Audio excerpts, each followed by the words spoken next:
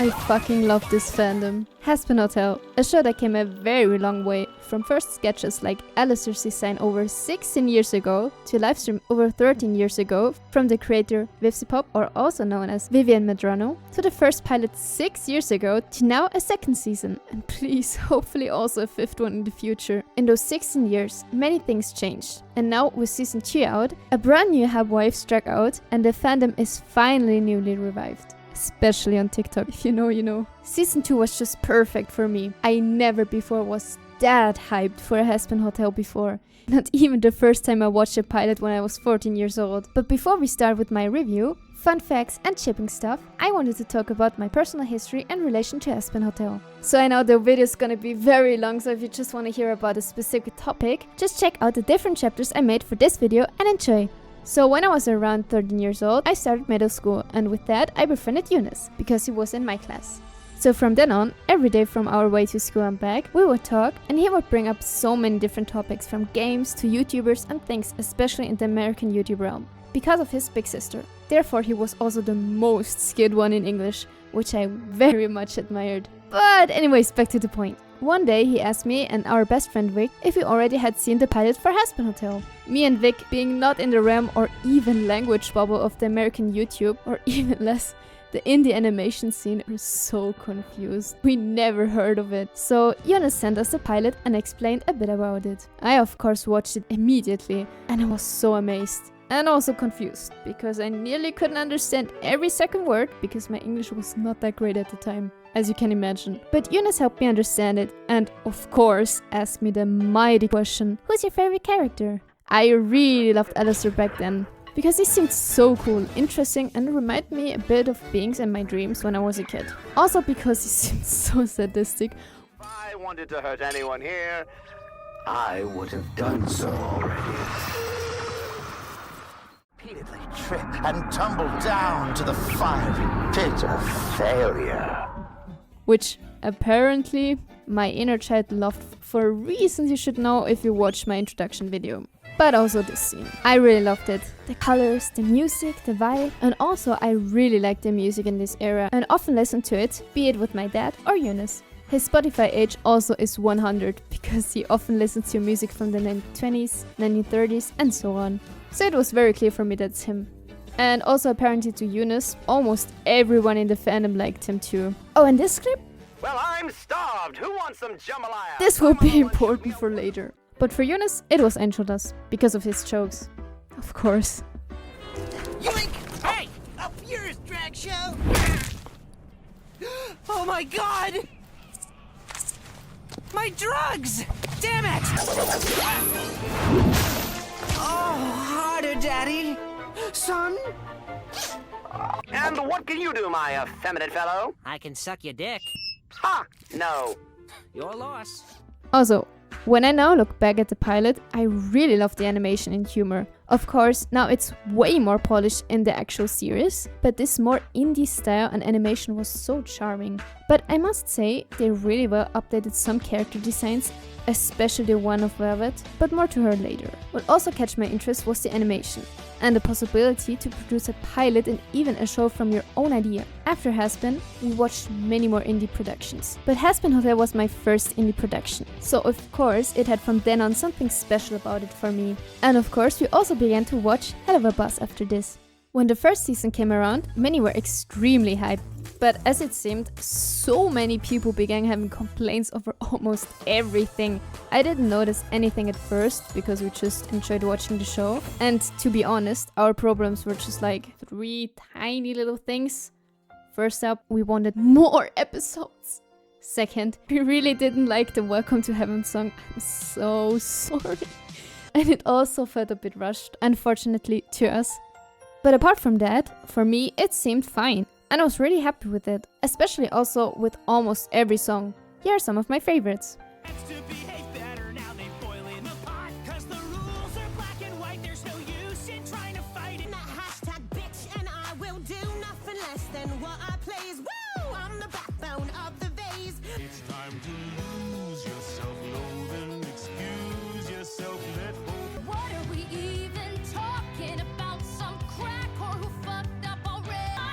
And of course, State Gone was so good.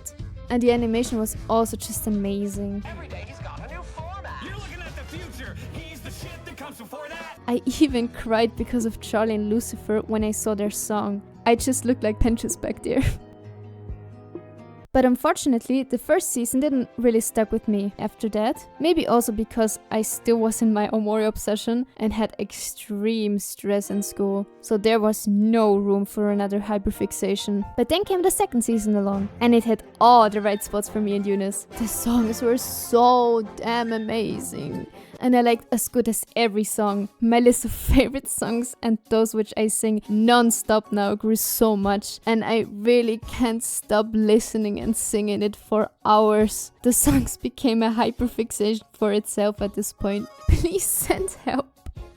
I'm even listening to them while recording this. I also noticed how damn good all those voice actors were, especially Vox's voice actor Christian Borle. Oh my god. Like, Vox not only almost climbed up the ladder to heaven, but also to my heart. Damn, he was so good. His songs were fire, and the whole thing with him and Alastor, don't get me started. I saved it up for the end. Anyways, this season was just, I guess, so powerful. So many things happened. My ADHD brain just absolutely loved it and absorbed it all. And you guessed it, I listen now non-stop every day to both soundtracks. Eunice too. Eunice really loves the background music of Hazbin Hotel, and he listens constantly to the one of season 1, but unfortunately he couldn't find it for season 2, so if someone could please send us the background music of season 2, it would be so nice. And then he could finally also listen to that.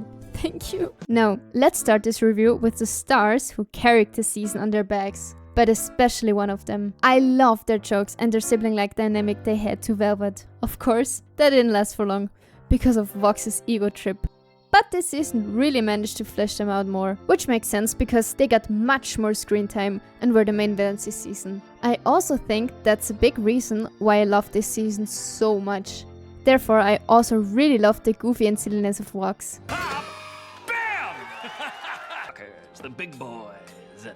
Now, spread misinformation? Oh, who saw that coming? No, I won! I'd like win. Smoothie, please. Manifest destiny, long as you invest in me. Oh my god! They're here to silence me! The look on his face was priceless. Toodles. I am funny. They really managed to make him and the other Vs very likable. Or at least as likable as they can be. But also show at the same time the dark and evil side of media and how it can destroy people's lives and spread lies and how to gain power through that. Just a whole cult, big company and propaganda in media aspect. But more on those aspects later.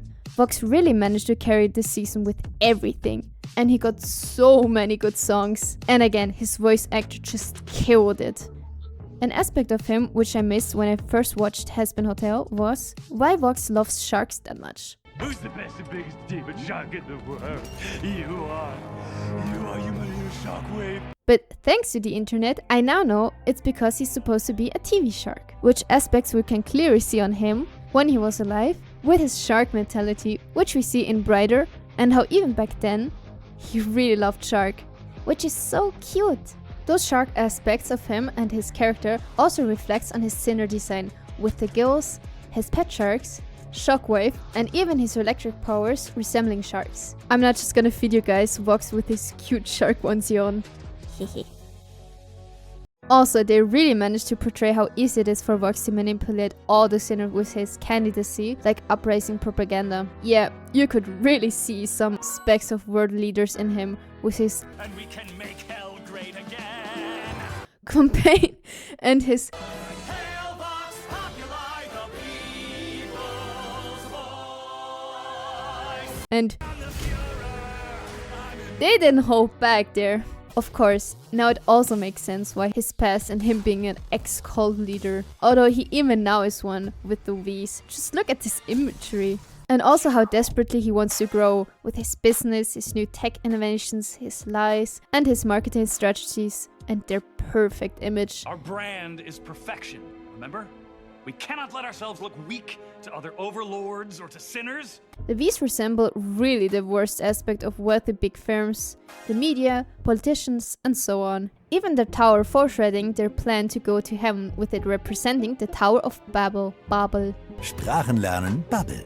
which was a tower in the Bible that people built to get closer to God. But then God responded with destroying the tower and killing many people with it.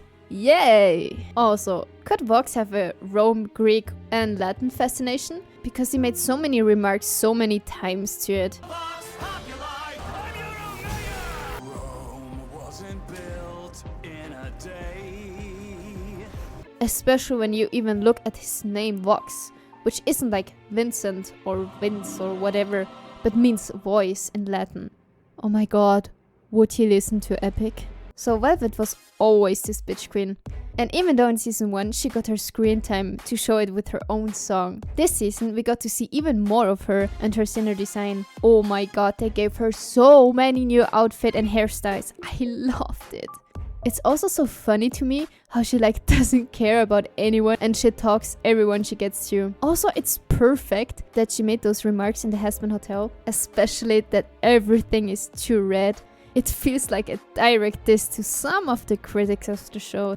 It's also cute how Vox and Val treat her like their little sister. And finally, we got to see more of her powers in the fight with Husk and in the end with Nifty. That was so cool to see. And she also got one of the best jokes with that TV show where she was a witness to frame the hotel. And every time Vox steps away and she gets angry, it just gets better and better every time.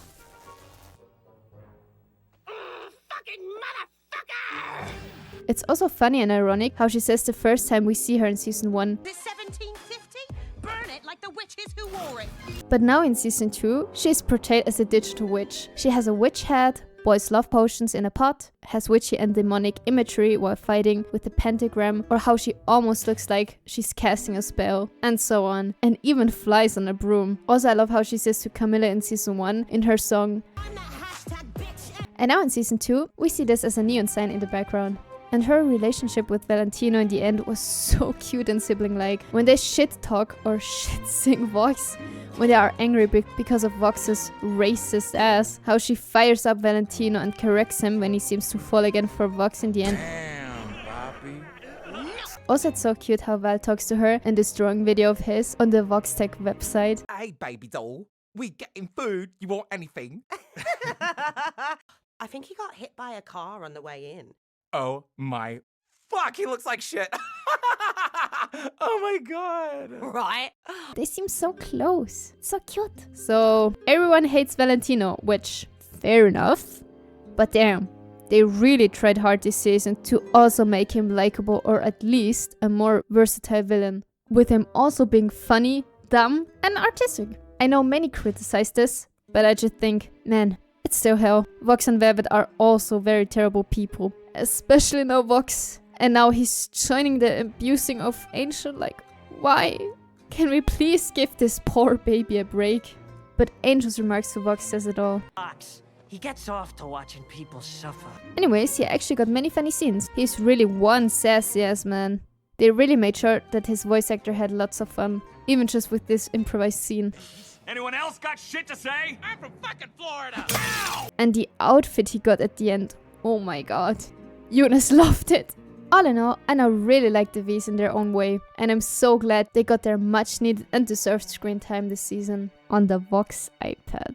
Oh my god. I'm not talking to you. But unfortunately, Angel, again, just got screwed over this season. He got beaten up, drugged, used by the V's, hypnotized and physically abused by Vox, used for their propaganda and so many other things. It's just so sad. Just look at him at the end crying. Oh my god. I'm so sorry for him. I really began to love and care for him, because how could you not? That poor baby. But for all the Huskerdusk shippers, yeah, you guys ate well. Like Eunice, he really loved it. Of course, I also shipped them. I mean, damn. Angel in drag? You go, girl. It was stunning. And his voice actor, Blake Roman's singing voice for him, was just angelic. No pun intended. But him leaving the others in the end was so soul-crushing. It of course makes sense since he's still in the contract with Val, and I hope he will manage to get out of it in the next season.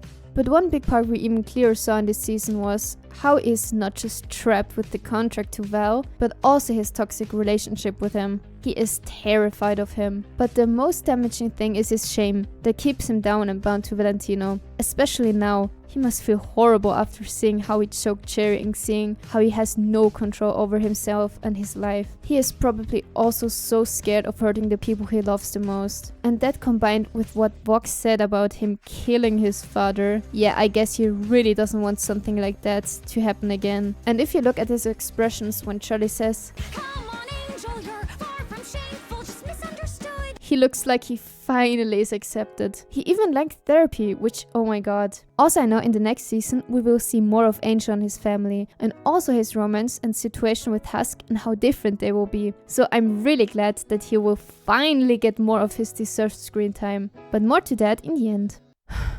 But the third episode was a hard watch for me. First up because Charlie just got rage baited more and more, and she then used Angel to show Velvette and Vox that redemption is possible. Like, why, girl? Why did you not just tell them, oh yeah, we can have a meeting with the angels and then show all of hell? Like, chill, girl. I feel you, but please. And then using Angel, endangering Husk and him, even though she didn't intend to do it. And it was Vox's fault, but still. Also the redemption song, no. Please, no. It's so frustrating. And of course, Angel won't redeem himself just if he tries to be pretentious and by imitating him. Seriously, Charlie got dumbed down for that bad. And to see Angel get hurt again by her at the end hit hard and reminded me of the first season where Charlie also hurt Angel by going to Val, only back then it was not as selfish as this time. You can also see on Angel's reaction that the first time he knew Charlie really didn't meant to hurt him, but the second time she should really have known better, but still did it, so he was done with her. So therefore, Charlie was and is for many people very annoying and frustrating this season. Everyone is just like vaggy here. Charlie, what the unholy fuck? But I can understand her in some ways. She just wanted to prove to everyone that the hotel works. She's right, and that the whole propaganda thing is bullshit, and she's also panicking because it could end up in a whole new war. This hyperfixation and anxiousness was also in season 1, where she panicked after the meeting with Adam and the looming threat of the angels coming sooner than expected. Also, Vivienne discussed in the Ladies Night podcast, minute 430, that she could see that she also could have ADHD, which also would explain why she's so hyper, happy, fixated, wants to sing all the time, and got so frustrated and panicked that much. I can really relate with all of that. Like how she reacted when Emily came back and informed her about Pensions making it to heaven, and her screaming, running around and wanting to tell everyone and almost passing out. Yeah, that's me every time I see or hear something I love or just great news. And it really feels like I'm on something. I thought Charlie said no more drugs. I don't know. The ADHD chemicals in my brain do something weird the whole time. This is also me whenever I can't talk to anyone but need to and I can't reach them and I'm scared they're dead or something. Also, she's an ENFP, so do with that information what you want. She really also needs someone who grounds and calms her down, which is Vaggie. And in almost every scene with them together, she exactly does that or just supports her. Which is also me and Eunice. Like, he grunts me because I can't calm the fuck down. But more to them in the shipping section of this video. Something about someone which also came back this season was Katie Killjoy's homophobia, which first showed up in the pilot. I'd say it's a pleasure to meet you, but that would be a lie. You can put that away. I don't touch the gays. I have standards. Then odd remarks again in season 1, but in season 2 they really wanted to make it clear again, which was also so funny every time. Also in the end of the series, where they saved everyone with their My Little Pony as way of singing and connecting everyone's power, which ended of course in a rainbow. Oh, and half of the fandom is apparently her in that scene with Vox. And she also indirectly makes these remarks to the Alastor simps. Oh, that's gonna piss some people off. Now Lucifer really wanted again to be a good dad. Ready to give you just a big ol' a pop apology. As I said before, I cried when I watched him and Charlie rebuilding their relationship, and in this season, he really dirtied up. Huh? Oh, my lovely daughter who I love and miss. There are so many wholesome scenes with them. It was so funny to me how even Eunice's younger sister got so mad at Charlie when she got mad at him.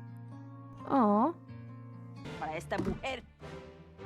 And can we please agree on that he is on the neurodiverse spectrum in some ways? Because that man has like the biggest obsession with dogs, but also love for his family, which is so awesome. And also, he really can't remember names. The TV head guy, yeah, he's all... Who are you again? Angel Dust? Angel Dust! I knew that. Ah, nice name drop. I have no idea who that is. Hey! It's you! It's Charlie's girlfriend! I mean, I feel ya. And he also got vocal stems. Box. That's a funny word. Box. Also, I love that he used 4 different names for Vox in this song.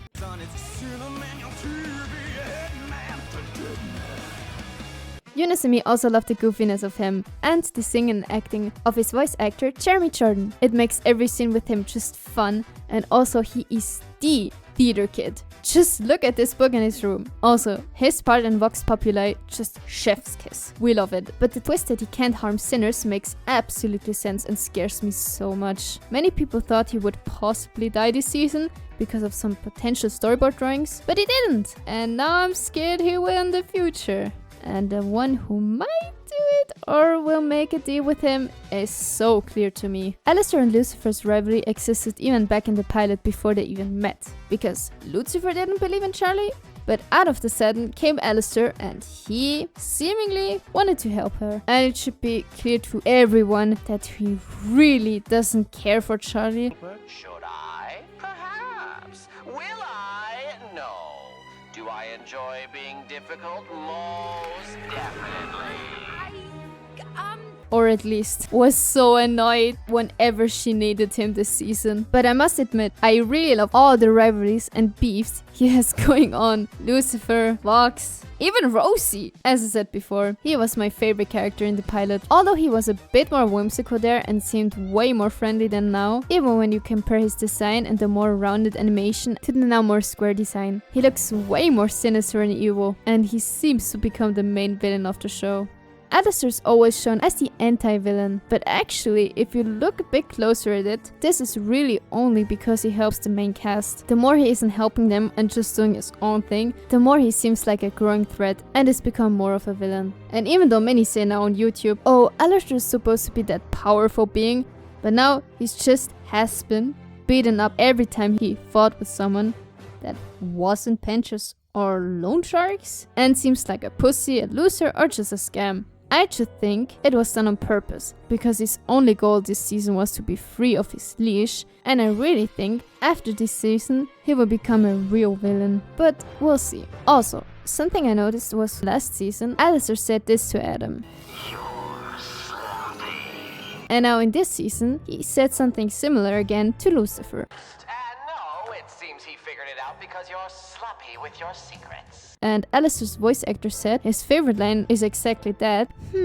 Could there be a connection? When I now think about it all and the whole picture, where they probably will go with his character, yeah, they have to be planning this. Like, guys, he was brought to his lowest point in season 2. He will get up there. If not, then I'm sorry. But I really bet on it, they will put him from one extreme to the other. And bro most definitely won't get redeemed. More likely he will maybe rule over hell? Oh, and apart from him, I love Rosie and their relationship. Please, Rosie, I need this. My staff is kinda broken. Now I know, there are so many theories about her. If she's Lilith, or Rue, or Eve, and so on. Something actually interesting I saw on a TikTok was this. You can see this wallpaper in the background, and it should have a symbol that is connected to Lilith. So she must have a connection to her. Now I guess we'll see in season 3 maybe, if there is really something behind those theories. But at this point I must say it seems very weird, maybe just to me. If she's really Lilith or Eve, they have some big explanation and revealing to do, because I really don't see it yet. I don't know. Well, I guess at least he got what he wanted from her. So I actually also got like another theory of mine. This would make Alastor a bit more sympathetic. Like, what if Lucifer will die or get betrayed in the future? And then Alastor like steps up, daddies up, and will take over hell, or maybe just will be protecting and supporting Charlie, and she steps up to be like the queen of hell. I don't know. It's just a weird thought I had. Like, what could be the most dramatic thing that could happen? Yeah, that was just my thought. But now to the new human designs. First up, Sir Penches or Fundathon. I tell you, when I saw that mine, I was like, oh my god. Yeah, and then my whole For You page on TikTok was full with cosplays and drawings, which I loved. Big thanks to the whole community for this. So I'll say, yeah, it's perfect. Thank you. Also, here's the perfect reaction to it. I was a hermit of sorts. I didn't go out, or... This show just gave the internet goth twink Penches. Are you high? Now to Alastor. So I saw his design got leaked and there he had a mustache. Actually, I'm glad they scratched it, but to be honest, it's not that big of a deal. I mean, look at him. I saw so many thirst traps of him, like, oh my god. But yeah, he's hot. I give you that. I just wish he could have kept his curly hair in his demon form, but yeah. And also he's part French. Yeah, if you live in Switzerland, if you know, you know. But Jonas is also part French, so I can mock him with Alastor now. And now to Vox, or better said, Vincent Whiteman, because he's white, haha.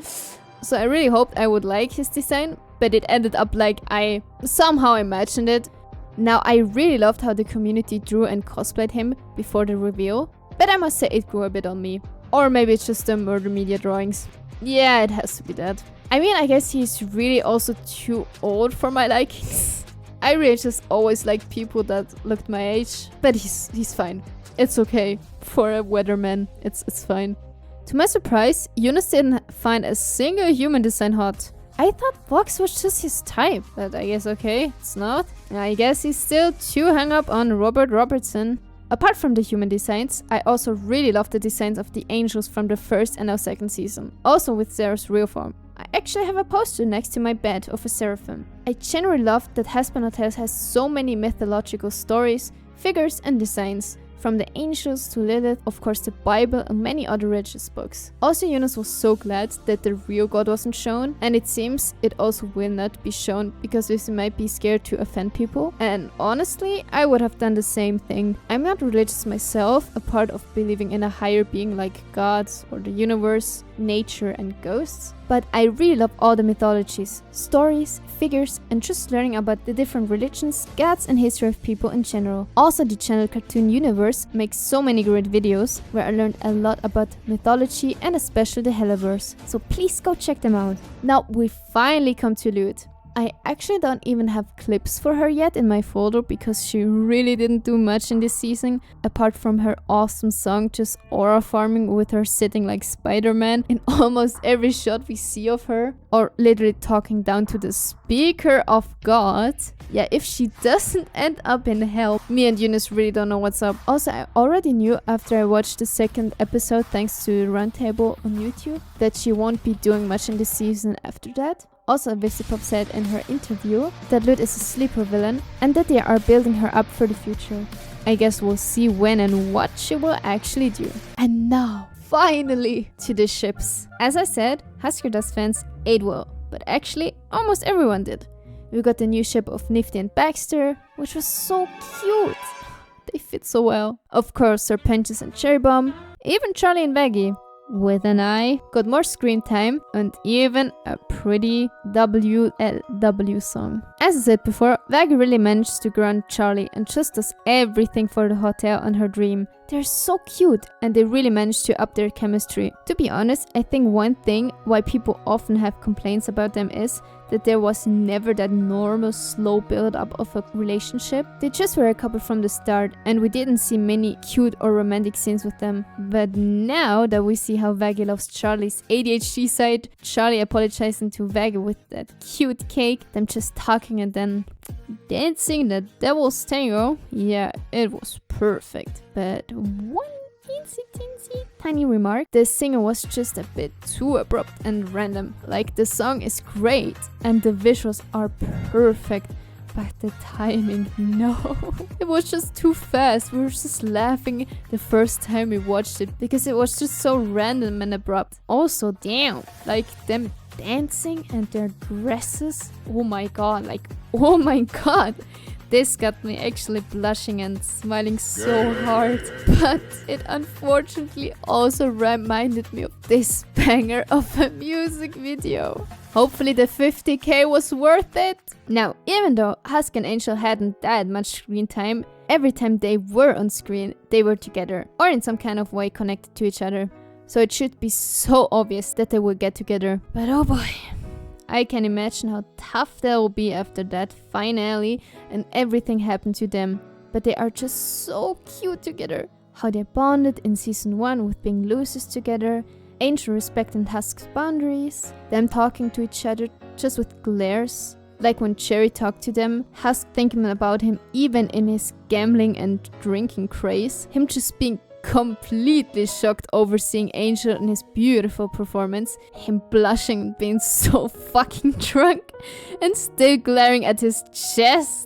Oh my god, and even being convinced with that to come back to the hotel. He was also so mad after seeing what Val had done again to Angel when they found him and Husk's fists trembling of anger. Something I noticed while rewatching season 1 was that Angel actually tells Husk when they come back that Valentino's eyes are shit. And that's so cool, because I forgot that while watching season 2. Like 30 minutes to count it. His eyes are so shit. You know, Angel told me once Val's eyes are shit. He's so caring and protective over him that he even got mad after Angel saved him. And what broke my heart was seeing not only Angel being hurt and just broken in the end, but also how Husk was so cute and sad. No, please give them that love and screen time they deserve. But they'll get it in season 3, so I'm hyped. Cherry Bomb and Serpentious were so sweet together, especially of course when they kiss in the finale of season 1. I also loved their rivalry they had going on in the pilot, also now in their own cute love song. Also how Cherry tries to find out more about Pentious and vents to Angel and Husk, that's so cute. And in the end, they got their happy end, or at least some way of it, until they can see each other, hopefully again. Now to Baxter and Nifty. I guess they're now a pair? Now, how do we call them? The Lolipop Gang? Anyways, they fit perfectly together. Also, it's so cute when we saw how Baxter is working on the roaches for Nifty and how that pays out in the end. It was also cute how Nifty calls him Smart Boy and how she protects him. And of course, the end where she hugs him. It's so cute. Now, to Staticmoth. Now, this ship is always in rivalry, of course, with Radiostatic or Radio Silence, and very much canon. I also love their vibe. You can't get all up in this and then zip out like that. I thought you liked it when I... I'm a looking. Not bad. You clean up nice for a TV. I know. So, you have the dancers ready? Good man. You're obsessed with me. But it's also so sad to see how Vox treats Valentino. I mean, it's kinda ironic and karma bitch, because Val really doesn't deserve a healthy relationship, while at the same time what he's doing and how he's treating Angel, and also in general because how he sees everyone as his little plaything and object. And seriously, Vox sees Val in a similar way, or at least how he treats him, especially in this season. He even manipulates him with sex because he can't do it with his hypnotic eye. And he's also so racist, even to Val. Like, what the hell? You know, I can't understand you when you speak that island language, Val. But Val still falls for him again and again. Even when he sees how obsessed Vox is with Alastor, he enjoys it at first and wants to film it. Like, me too, Val, me too. But even he sees after a time that Vox really just cares about himself and the approval of Alastor. And even though he got extremely angry again and again at Vox and didn't want to put up with his shit anymore, all it needed was to see Vox in a crazed state and he almost fell again for him. Luckily, Velvette snapped him out of it. And oh my god, that scene where he peeped at Vox and Alastor beefing and laughing and then began to sing, I almost felt sorry for him. Almost. So logically, they deserve each other. Also, oh my god, Val draws Vox in his meeting and even in the YouTube video on the Vox Tech website. I would really recommend to watch it for yourself. And even there, they argue about the food they want to get. And Val again gets everything he wants from Vox in the end. Bro, they really rage bait and manipulate each other. Oh my god. And they even got a trading card together, which is actually cute. And I don't have it.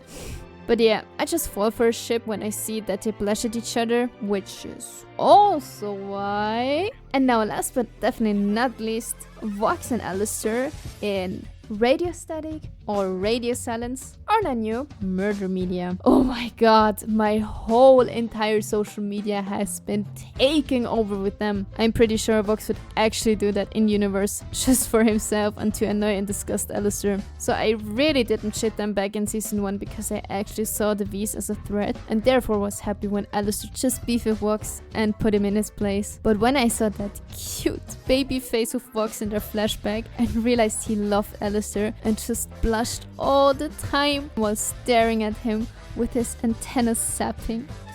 Oh my god. Yeah, it hit me like a truck. And because Alastor came and fucking ruined it with laughing and belittling and shaming Vox, that was definitely more than saying no. The worst thing he can say is no, right? Right, Eunice, right. So yeah, after I saw that, I really began to rage, and because I could now empathize with Vox, I loved him even more and enjoyed their songs, them fighting and all their fights. Although I really wish that they could be partners. But damn, why had Alastor have to be so fucking sassy with Vox? And they even giggled together like, what the hell? This man thinks he's straight. Yeah, for sure. Me too. Me too, Al. So I know, many people just say about this ship, yeah, it will never be possible because Alastor is ace. Yeah, of course. Never in my dreams would I believe this would ever be real. But please, let us be delusional. Also, there is this whole theorizing if Alastor is ace, bi-romantic, gay romantic, hetero-romantic. Like, you get it. Because Wesley doesn't want to reveal that yet. Even though Amir said in an interview, for him he sees Alastor as ace, but again, that's not canon yet. Everything we see in the show is canon, as he says so in the interview. So many speculate they're just doing this for shipping reasons and for the fans who want to ship them. Others think he will actually get with someone, or it's just revealed in the end. Oh yeah, he's ace. Yippee! Anyways, it seems for most of the shippers, it doesn't matter anyways to them what he is. Like, almost in every video day, you know, it's more than just romance. And now, thanks to the reveal of their human design, there are even more shippers now for the new ship of Murdermedia, which I also like. Like, imagine them just being a murder couple, gaining power with their media, and being on the top of the world. I must say, I love it. It's so good. But back to their dynamic, and what Alastor despises of Vox makes him actually a big hypocrite, especially when you look at what he's saying and criticizing about Vox. First up, getting power from others and making partnerships. Secondly, touching others, especially Charlie. Third, getting information from goons. Fourth, having pets in a fight. And there are even other similarities between them. First up, of course, both were killers. Second, both had power in their media. Third, God complex in some way. Fourth, they're both narcissists. Fifth, use people for power. Sixth, died at the top point of their lives. And also how their scene designs reflect how they died. So again, even though they are terrible people, they actually perfectly fit together because they're the same. Like Staticmoth, they deserve each other. But Vox really has to get over him, like destroying everything for love. Yeah, I get the feeling, but it's also like the song. Please just don't do it, man. But as Val says it perfectly here. You are not fucking killing us over that stupid deer! I fucking love this fandom now. Or at least what I see from it with those stickers and art in every single comment on those posts. Since the season concluded, the fandom managed to do so many new things, from the thousands of animation videos and comics to the funny memes and sounds, and the comment spamming of the Chamberlain cooking videos. You guys are actually haunting them, like, oh my god. when I was scrolling on TikTok, I saw like this news guy, and he seems like in my age, like 20 years old or something, and he just like made some videos and live streams and showed like his day. And then the whole time, like in the streams and in the comments, it was full with Rome and all this Winston Whiteman stuff and Vox, and like they only like wrote to him like, please say this and that. And I'm just like, he actually did it, by the way. It's gonna happen. You can trust us with your weather. You can trust us with your weather. Trust us with your weather. But like, imagine you're just some random guy, you just wanna like show the world like your work day, and then there are like those thousands of people who like want you to say something from a show you don't know. That must be insane. Yeah, I found that very funny. Okay, by popular demand, I'm watching the show because apparently I look like the weatherman on here, so we will see. What? Okay, this is kind of funny. Oh my gosh. I found him. Now it's all making sense. Of course, I especially also love all the Murdermedia fan art, animatics and videos, because I'm literally obsessed with them since season 2 came out. So I actually tried to collect as many artists I can on TikTok and also on Instagram, because my whole For You page is full with it. Like, you don't get it. Like, every single video is a Murdermedia or just Radiostatic video. It's insane. So I tried to like make screenshots of every artist I could find. So right now I have like almost 200 of them. So I just put them in the video just as a thanks because you don't get it how happy all those videos made me like the past 3 months. Yeah. So hopefully this is a motivation for you guys to make more art. I'm not forcing y'all, but thank you so much. It means so much to me. Also, I love her art so much. I love you. So please, I beg you all, make more art, stickers and whatever. I will be saving all of it until season 3. And please keep the fandom alive, or at least for a bit longer. So if you guys don't need anything from me, I will gladly now go into my cave and enjoy my Radiostatic. Just please don't look at my photo gallery. Bye! Welcome to the outro and random topic and information I will discuss here. So Vivsy said in the interview that the 3rd season will be violet and green, and like many, I thought, oh yeah, Lilith and Alastor. So let's see what will happen there. I think Alastor could actually come in the way of the hotel and tries to become even more powerful, and maybe also a threat to the hotel. Or he will sacrifice himself for whatever reasons. I just think it will be those 2 extremes, or my theories I had in his section before. And also, I really think that Vox will be redeemed. Like, I saw this as such a big foreshadowing. And he also will get an arc where he will get more humbled. So yeah, definitely. And if we get anything between him and Alastor, like, what the hell? But I will be waiting. Viv's favorite season is the 3rd, which will be very emotional and will potentially have much romance in it and also many family aspects. I also love all these different podcasts, like the Collider Ladies Night Show, the Joe Volpe's podcast, and just seeing Vivienne, Amir and so many more talk about the show, their experiences working on it, talking about their characters, the fandom, and how much they appreciate us and how happy they are to see how many things the fandom creates. Also, small remark, I just saw today on the 13th December, 1 PM PST, that the Joe Volpe's podcast will also soon again post an interview with the voice actor of Alastor. They even already made a video with him last year, so go check it out. Also, can we please talk about how cute Amir is and how kind it is of him just to voice this meme we created? I know it was thanks to us hitting 300,000 followers for him to promote his future fundraiser and upcoming livestream and to spread more awareness for it. So if you now don't know what I'm talking about, if you ever saw one of these kind of short animatics and ask yourself, from where are these funny audio clips? Are they even real? Yeah, they are. It's from his fundraiser live streams. So please go check it out. But really, even then, he didn't have to do it. And it is so very special for me to see how he and generally the whole cast interacts with the fandom. It's so wholesome. Thank you so much. Also, I was in tears today when I saw his Spotify page because I just searched up the different actors from the songs because I just wondered how their page looked, and then I saw his profile picture. He's really such a menace. I love it. Also, even the fact that they made a one-night Broadway show is so cool. Of course, I couldn't attend because I'm stuck here in Switzerland. But hey, maybe someday in the future. So if you think that apart from me, Jonas and his family, no one knows about Hazbin in Switzerland, you are dead wrong. Because there are so many fans here. If you want proof, when we went to the Hero Fest Con in 2023, or even this year, we saw so many Hazbin cosplays and even hell of a boss. I even searched up some photos for y'all from some of the cosplays I could find. They are so cool. So please, don't forget about us. I know we're not many, but we still exist.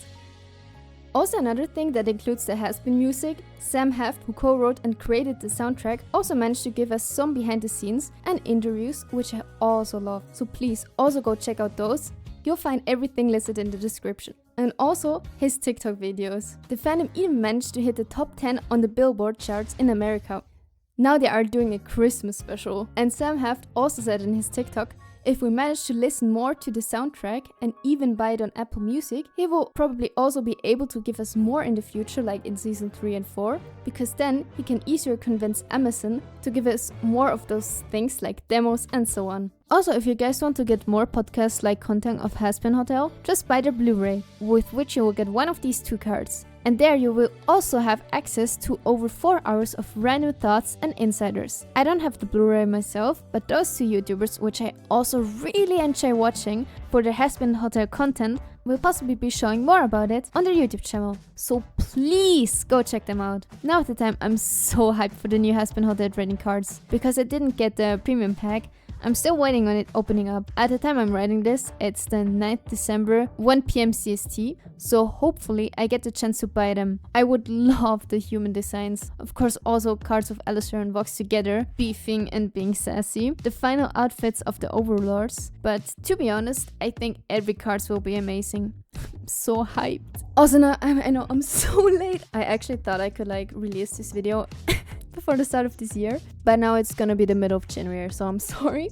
But I actually managed to get the trading cards. I got a notification via email. Before that, like, I checked every day if like they're coming out, but it worked out in the end. I'm so glad. I'm so excited. You don't get it. I will make a video about it where I unpack all the trading cards. Yeah.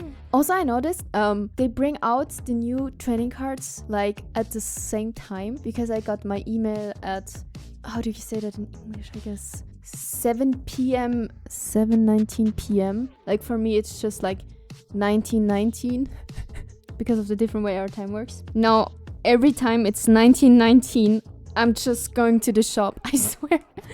So before Christmas, I was of course again on TikTok, and I saw so many posts of Vox and so on, and one of them had actually this cute Vox plushie, and I immediately went to the comments and asked, oh my god, from where do you get it? I never got an answer, and now I know why, because they actually wrote in the description that we should stop asking, which I'm sorry, I didn't see it, I'm like blind. And I also don't pay that much of attention, I'm sorry.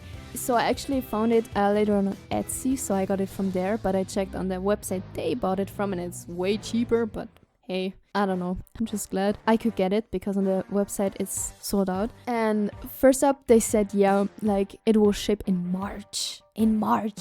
I was like, oh, okay. But now I got the notification yesterday or today that it will ship in end of January, start of February, like the trading cards. So that's amazing. And I also bought the Vox Youtooz, but that thing would arrive like till March or April. How? What are they doing? Like, can you guys actually buy it right now in America or somewhere out there? Because I'm wondering, is it just because I live in Switzerland, or what is going on? What is going on? Now to a bit more personal stuff. Today, like it's not today when I'm voicing this, but on the 8th January this year, I watched the interview on the Chorropis podcast, which I actually told you guys in this video that I saw that it will be coming out soon. So it's already out. And I didn't write right now like when, but I think it was like in the 38th minute of the podcast where Amir talked about how touched he was when he came into the Broadway concert room and how he was crying of joy just to be with all his friends. And it's like a dream for him to come true. And he also how he said that he had to come to terms with himself that he maybe will never like achieve something like that, even though it was his dream. And like it seems like he would almost cry in the podcast, and I was crying so much that day because I'm just working on this video for like 2 months now, and I want to like achieve so much. I'm like pressuring myself, like I wanted to achieve like that with YouTube and social media, and I want to be an animator. How can I get there? I would also love to voice act, of course, or just like be in a musical would be fantastic. I have like all these dreams, and I'm also so scared that I can never achieve them. And I'm like working day and night on videos and learning stuff. And when I saw him talking about that and how much joy he felt and still feels, it was so amazing. I cried so much because when I see that someone like achieves their dreams, it just feels a bit like I did that, or I kind of empathize so much with it. Like I don't know, I'm so happy for them. It was such a special feeling. I don't know how to describe it. Yeah, I'm actually shocked, but like that was so amazing. And that's also a reason why I love like watching all those videos and podcasts and just everything with Hazbin Hotel, because I don't know, it just gets more special for me and the whole community. And I'm like now real hyped, and I want to achieve all those things, and I won't stop. I want to get there. And also like I'm just 20 years old. I feel so old, but I know it's a long way, but I get there when I get up there. Just like Vox. But now I'm sure I get the premium pack for season 3. My Hazbin addiction officially has begun. Also, this video takes up over 500 gigabytes storage on my external 2 terabyte file. I have over 300 video clips and audio, and the video itself should also take up at least 10 gigabytes when it's finished. I never in my life worked on such a big and lengthy video, but to be honest, it was a pleasure and I'm so happy with it, and I hope you guys too. Anyways, until next time, bye!